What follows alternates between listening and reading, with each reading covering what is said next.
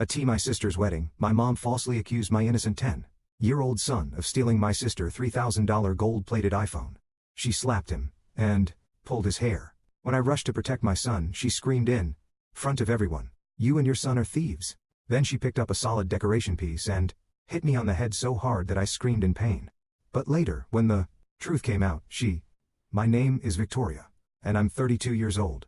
Today I live a peaceful life with my 10-year-old son Leo. But the journey that brought us here was anything but peaceful. I was born into a family where love was not evenly distributed.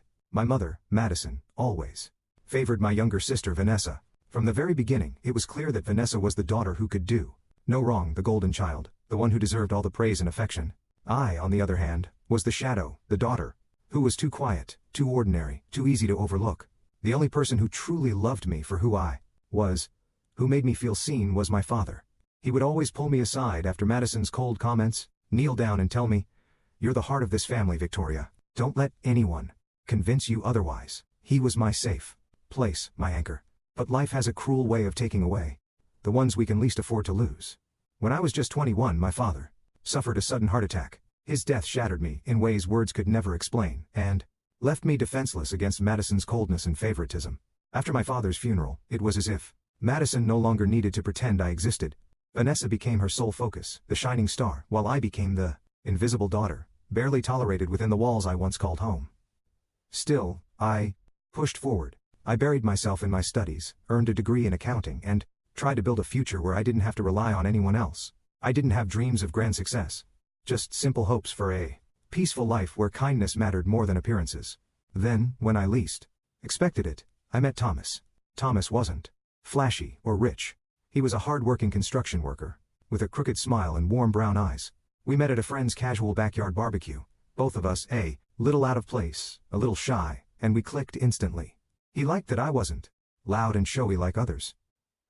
I liked that he listened, really listened. Our relationship moved quickly, but it never felt rushed. It felt right. Despite Madison's clear disapproval and Vanessa's endless mockery, Thomas and I got married in a small courthouse ceremony surrounded by a few supportive friends. For the first time in my life, I felt like I belonged to someone who chose me. Not for appearances, not for status, but for my heart. Little did I know, life still had more battles waiting for me. Thomas and I didn't have much, but what we had was real.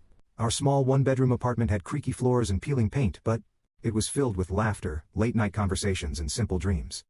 For the first time, I lived in a home where love didn't have to be earned. It was given freely. Less than a year after our wedding, we received the news that changed everything. I was pregnant. I still remember holding that tiny test in my hand, staring at the plus sign with tears streaming down my face. I wasn't crying out of fear. For the first time in my life, I was crying because of hope. When I told Thomas, he lifted me off the ground, spinning me in circles while laughing and shouting, "We're going to be a family, Vic. A real family." Those months were filled with planning, saving, and preparing. Thomas picked up extra shifts at the construction site. I took on freelance accounting work from home. We scrimped and saved, excited to build a future for the child we already loved more than anything. Thomas built a crib by hand, painting it soft blue. He read baby books aloud at night, his deep voice filling the room with silly stories. We argued over baby names, not seriously, but the kind of arguments where laughter outweighs words. 9 months later, after a long, painful labor, Leo was born. My son. My miracle. He had Thomas's warm brown hair and my wide blue eyes. From the first moment I held him, something inside me healed, like all the invisible wounds of my past had found their balm. Thomas cried openly when he held Leo for the first time. "You made something perfect," he whispered, kissing my forehead. For 6 beautiful months, our little family thrived. I would wake up to Thomas singing Leo to sleep after early morning feedings, his rough construction-hardened hands somehow impossibly gentle with our son. The apartment may have been small, but it overflowed with love. And then, in a cruel twist of fate, everything unraveled. It was a rainy Tuesday when Thomas didn't come home. At first I thought maybe he had stayed late to pick up more hours. But when I saw 2 construction managers standing outside my door, hats in hand, faces pale, I knew the scaffolding had collapsed. Thomas had fallen from the 3rd floor. He had died on impact. The grief was suffocating. It swallowed everything. The laughter, the hope, even the light from the windows seemed to dim. I went through the motions of the funeral, barely aware of anything but the crushing weight of loss. I held Leo tighter every night, whispering promises I wasn't sure I could keep. It wasn't just my heart that broke that day. It was my future. Returning to Madison's house wasn't a choice. It was survival. After Thomas's death, the small savings we had scraped together vanished within months. Rent, bills, formula. For Leo, doctor visits. I tried picking up extra freelance work, but grief clouded my mind. I couldn't keep up. There was nowhere else to go. So one gray afternoon, carrying a 6-month-old Leo, bundled tightly in my arms, I knocked on the front door of the house I had once called home. Madison answered with a tight frown, her eyes raking over me and then down at Leo, as if already calculating the burden we would be. Without a word, she stepped aside and let us in. The coldness inside the house hadn't changed. Neither had Madison, and neither, it seemed, had Vanessa, who flitted around the house. With an air of superiority, already living like she deserved a castle, they both treated Leo like an unwanted guest, an inconvenience. Still, I told myself it was temporary, just until I could find my footing again. I worked late nights, accepting any remote accounting jobs I could manage, and I cared for Leo with everything I had left. I ignored Madison's biting remarks. I tuned out Vanessa's smirks. Time slipped by in a quiet, exhausting blur. Year after year, I stayed at Madison's house, quietly raising Leo, saving every dollar I could. Leo grew from a giggling toddler into a bright, kind-hearted boy who loved books and soccer. Now, after all these years, Leo was 10 years old, smart, brave, and the greatest joy of my life. Though we still lived under Madison's roof, emotionally we had built our own tiny fortress of hope and love inside those cold walls. I kept telling myself, just a little longer. We're almost free. And then, one evening, as we sat at the dinner table, Madison dropped the news casually, as if she were mentioning the weather. Vanessa's wedding is next month. Huge wedding. Big names. Everyone important will be there. You and your son are expected to attend. But make sure you don't embarrass us. I blinked, stunned for a moment. Leo looked up at me, confusion in his young eyes. I nodded slowly, forcing my voice to stay steady. Of course, I said quietly. Inside, my heart twisted painfully. I knew this invitation wasn't about love or even family. It was about appearances. We were nothing but background props in Vanessa's carefully curated world. Still, I decided we would go. Not for Madison, not for Vanessa. For Leo, because he deserved at least one day where he could believe he belonged. The morning of Vanessa's wedding felt like a weight pressing down on my chest. I stood in front of my small mirror, smoothing the simple navy blue dress I had bought secondhand. It wasn't glamorous, but it was clean and dignified, a reflection of the respect I still fought to hold on to, even when the world tried to strip it away. Leo, now 10 years old and growing taller every day, stepped into the room in his little gray suit and blue tie. He beamed up at me, his hair neatly combed, his shoes polished. "Mom, do I look good?" he asked, smiling wide. Enough to melt my heart. "You look perfect," I said, bending down to kiss his forehead. I told myself, no matter what happened today, Leo would feel proud. He would know he was loved. We arrived at the sprawling garden venue where the wedding was being held, a place overflowing with expensive decorations, gold-trimmed tables, and towering floral arrangements. Immediately, I felt the weight of eyes on us. Madison met us at the entrance, offering a cold, tight-lipped smile. "You're here," she said, scanning me from head to toe. "Just try not to cause any scenes." Before I could respond, Vanessa floated toward us, dazzling in her designer wedding gown, her makeup perfect, her hair cascading in artful waves. "Victoria," she said loudly enough for nearby guests to hear, her voice sickly sweet. "So good of you to make it. It wouldn't be a real family event without you." Lurking in the background, soft laughter from a few guests rippled around us. Leo shifted closer to me, his hand brushing against mine. I gave him a quick, reassuring squeeze. Inside the grand hall, the opulence was overwhelming, glittering chandeliers, champagne towers, a live quartet playing softly. But despite all the sparkle, the coldness was palpable. We were seated far from the main table, tucked in a corner near the kitchen doors, far enough that no one would notice us, unless they needed someone to whisper about. I focused on Leo, helping him settle into his chair, forcing smiles, making jokes about the 2 fancy plates and the mountain of silverware. For his sake, I was willing to endure anything. But throughout the evening, I caught Vanessa and Madison whispering behind their hands, casting glances our way, smirking like schoolyard bullies plotting a cruel joke. There was tension in the air and electricity I could feel buzzing under my skin. Something was coming. Something ugly. And I had no idea just how far they were willing to go. Dinner had just been Served when it happened. A shrill scream cut through the elegant music and chatter. My phone. It was Vanessa, standing near her table, her face twisted in outrage. My gold iPhone. The limited edition one. It's missing. A ripple of uneasy whispers swept through the guests. I instinctively reached for Leo's hand under the table. He looked up at me, confused and anxious. Vanessa's eyes darted across the room and landed squarely on Leo. You, she pointed, dramatically, her voice rising. You were near our table earlier, weren't you? Leo's face turned pale. He shook his head quickly. I didn't take anything. Don't you dare lie. Madison snapped, her voice sharp as a blade. Gasps rose from nearby tables. Before I could react, Madison and Vanessa stormed toward us. Madison grabbed Leo roughly by the arm, yanking him from his chair. Leo whimpered, trying to pull away. Where is it? Madison barked. Where did you hide the phone, you little thief? I didn't. I swear, Leo cried, tears already pooling in his wide eyes. I stood up so fast my chair toppled over. Let him go, I shouted, my voice shaking with rage. But Madison didn't listen. Of course you're defending him, she sneered, releasing Leo with a shove. You probably taught him, like mother, like son. I moved to shield Leo, pulling him behind me. But Madison wasn't done. In a fit of fury, she snatched a heavy decorative jar from a nearby table, a gold-painted, fragile-looking piece meant for display, and smashed it hard against the side of my head. Pain exploded across my skull. I stumbled sideways, the room spinning, catching the table edge before I collapsed. Blood trickled down the side of my face. The reception hall froze. Guests gasped, some standing up, some whispering in shock. Leo knelt beside me, sobbing.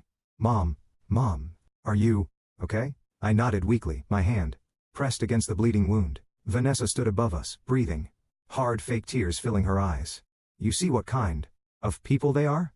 She cried out dramatically. First theft, now violence. Madison crossed her arms, nodding with mock sadness, playing the victim perfectly. But not everyone was convinced.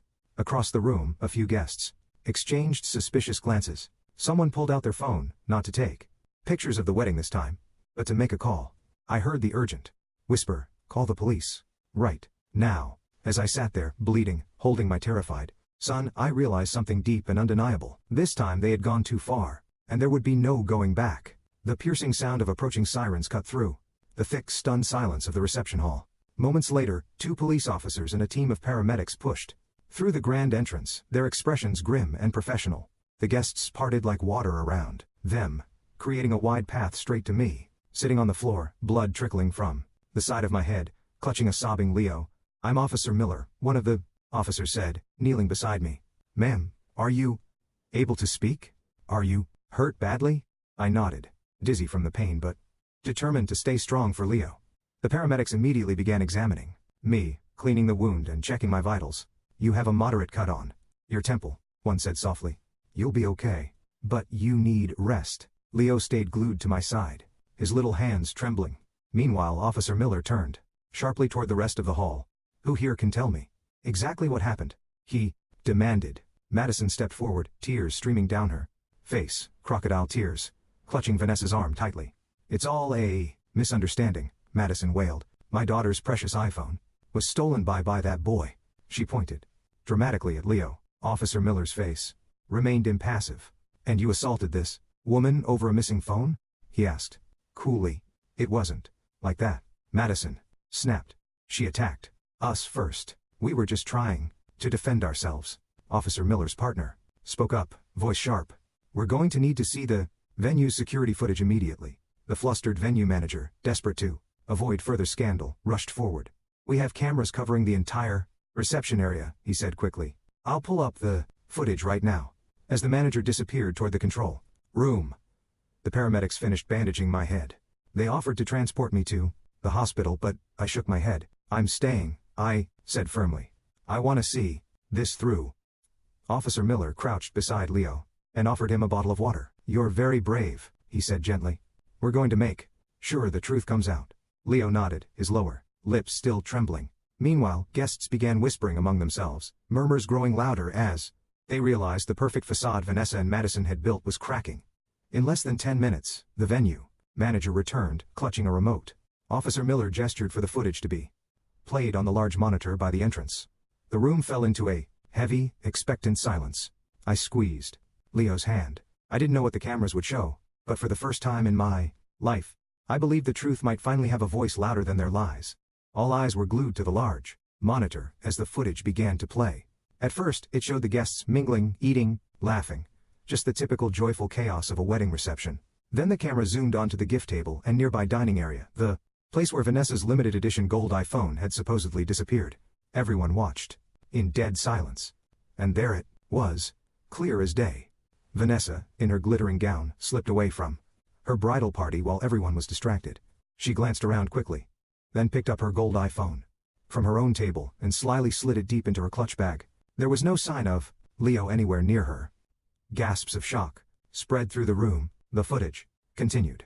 Moments later, Vanessa dramatically clutched her empty table, screaming about her missing phone. Madison rushed to her side, throwing furious glances toward our table without a second thought. The lies played out step by step on the giant screen, leaving no room for doubt. Officer Miller crossed his arms, his face like stone. He turned toward Madison and Vanessa, who now stood frozen, their faces pale, their mouths opening and closing without sound. "You both staged this," Officer Miller said, voice cold. "You planted a false accusation against a child, then escalated it into a violent assault." Madison stammered, "It's not what it looks like. She forced us into it." "Save it for the judge," Officer Miller said sharply. He signaled to his partner. Within seconds, Madison and Vanessa were placed under arrest. "You are being charged with assault, false reporting, and endangerment of a minor," Officer Miller declared, his voice carrying across the hall. The guests erupted into a storm of whispers and murmurs. Phones were raised, recording every moment as Madison and Vanessa were handcuffed right there in their designer dresses and perfect hair, now falling apart. Vanessa tried to plead with Jackson, who had been standing stiffly to the side this entire time, heartbreak etched across his face. "Jackson, tell them. This is crazy. It was just a misunderstanding." Jackson looked at her as if seeing her. For the first time, truly seeing her. And the look in his eyes made it clear. There was no saving this. As Madison and Vanessa were led toward the exit, Madison hurled one final venomous glare at me. "This is your fault, Victoria," she spat. But for the first time, her words felt powerless. I stood tall, despite the throbbing pain in my head and the tremble in my hands. I held Leo close, because finally, after years of being invisible and voiceless, the truth had spoken for us. As the officers escorted Madison and Vanessa toward the entrance, the guests stood frozen, unsure whether to speak, move, or even breathe. The grand fairy tale wedding had transformed into a public disaster. And then Jackson, the man who had once intended to make Vanessa his wife, stepped forward. His face was grim, his jaw clenched tightly. As he faced the crowd, Vanessa, still handcuffed but desperately struggling to maintain dignity, tried to rush toward him. "Jackson, please," she sobbed. "This is all a mistake. We can fix it." He didn't flinch. He didn't reach for her. He didn't even soften. Instead, he picked up the microphone from the MC stand, turned toward the guests, and spoke loud and clear. "I know many of you came here today expecting a celebration," Jackson said, his voice steady. "But today, I realized I was about to marry someone who would destroy an innocent child's life to protect her own image."